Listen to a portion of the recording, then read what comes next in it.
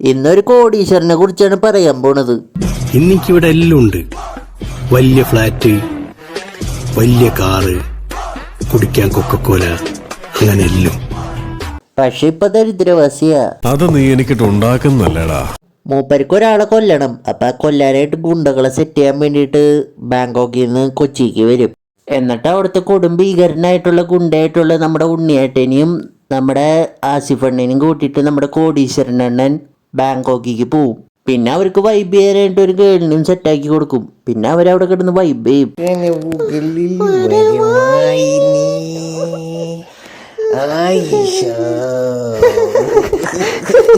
എടി പൊക്കോ, ഞാൻ തിരുമ്പാ. ചേട്ടാ ഈ ചെറുപഴം എന്താവല്ല. ഉണ്ണിയേട്ടൻ ആരെ കൊല്ലണ്ടേന്ന് കോടീശ്വരനോട് ചോദിക്കും. പക്ഷെ കോടീശ്വരനണ്ണൻ പറയും പടത്തിന്റെ സെക്കൻഡ് ഹാഫ് ആവുമ്പോഴേ ഞാൻ പറയുള്ളൂ എന്ന് പറയും. ആരെ കൊല്ലണ്ടേന്ന് പറയാത്തോണ്ട് ഇവര് വീണ്ടും ചിക്കന്റെ കൂടെ വൈബ് ചെയ്യാൻ പോവും. അയലവറത്തൊരു കണ്ണുള്ളോളെ നിന്നെ പോലെ വേറൊരു സുന്ദരി പ്രപഞ്ചത്തിൽ ഇതുവരെ പിറന്നിട്ടില്ലടിയെ. ഡാൻസ് കളിച്ച് മടുത്ത് നമ്മുടെ ആസിഫണ്ണൻ പോയിട്ട് നമ്മുടെ കോടീശ്വരനോട് ചോദിക്കും ആരെ കൊല്ലണ്ടേന്ന്. അപ്പോഴും ആള് പറയില്ല ആരെ കൊല്ലണ്ടേന്ന്. നിങ്ങപ്പോ ചോദിക്കും ഇയാൾക്ക് എന്താ വയ്യേന്ന്. എനിക്ക് എന്റേതായ വഴികളുണ്ട്, ചില ഭ്രാന്തൻ ചിന്തകളും. ഇയാള് പടം തീർന്നാലും ആരെ കൊല്ലണ്ടേന്ന് പറയില്ല എന്ന് മനസ്സിലാക്കിയിട്ട് നമ്മുടെ ആസിഫണ്ണൻ അന്വേഷിക്കുമ്പോഴാണ് മനസ്സിലാവുന്നത് നമ്മുടെ കോടീശ്വരനാണ് എന്റെ ഭാര്യനെ കിഡ്നാപ്പ് ചെയ്തേക്ക. അപ്പൊ അയാളെ കൊന്നിട്ട് ഭാര്യനെ രക്ഷിക്കണം. അതാണ് അവരുടെ മിഷൻ. ഏജാതി കഥയാണ് ഗൈസ്. ഒരു നല്ലവനായ ഭർത്താവിന്റെ ഭാര്യനെ ഒരാൾ കിഡ്നാപ്പ് ചെയ്യുന്നു. അപ്പൊ ആ ഭാര്യനെ രക്ഷിക്കാൻ വേണ്ടിയിട്ട് 2 ഗുണ്ടകളെ സെറ്റ് ചെയ്യുന്നു. എന്നിട്ട് അവർക്ക് വൈബ് ചെയ്യാനായിട്ട് ഒരു ചിക്കനെ കൊടുക്കുന്നു. എന്നിട്ട് ആ നല്ലവനായ ഭർത്താവ് ഭാര്യ രക്ഷിക്കേണ്ട കാര്യം ഗുണ്ടകളോട് പറയാണ്ടിയിരിക്കുന്നു. എനിക്ക് എന്റേതായ വഴികളുണ്ട്, ചില ഭ്രാന്തൻ ചിന്തകളും.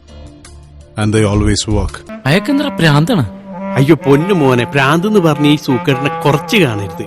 ഇത് അതുക്കും മേലെ. പിന്നെ നമ്മുടെ ഉണ്ണിയണ്ണനും ആസിഫണ്ണനും കൂടി ആ ഡോണിന്റെ കയ്യിൽ നിന്ന് നമ്മുടെ കോടീശ്വരനണ്ണന്റെ ഭാര്യനെ രക്ഷിച്ചിട്ട് നമ്മുടെ കോടീശ്വരനണ്ണന് കൊടുക്കും. എന്നിട്ട് ചെക്ക് തരാൻ പറഞ്ഞു 1 കോടിയുടെ. അപ്പൊ ആളത് എഴുതി കൊടുക്കും. ഇനിയൊരു ടെസ്റ്റാണ് ഗൈസ്. നമ്മുടെ ഡാൻസ് കളിക്കുന്ന ചേച്ചി ഉണ്ടല്ലേ, നമ്മുടെ ഉണ്ണിയണ്ണനെ ചീറ്റ് ചെയ്യും.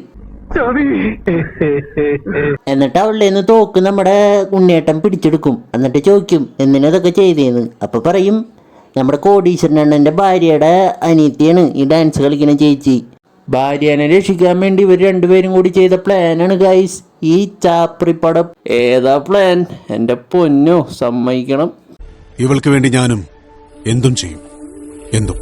എങ്ങനെ ഇങ്ങനെയൊക്കെ പ്ലാൻ ചെയ്യാൻ കഴിയണം ഗൈസ്? എനിക്ക് എന്റേതായ വഴികളുണ്ട്, ചില ഭ്രാന്തൻ ചിന്തകളും. And they always work.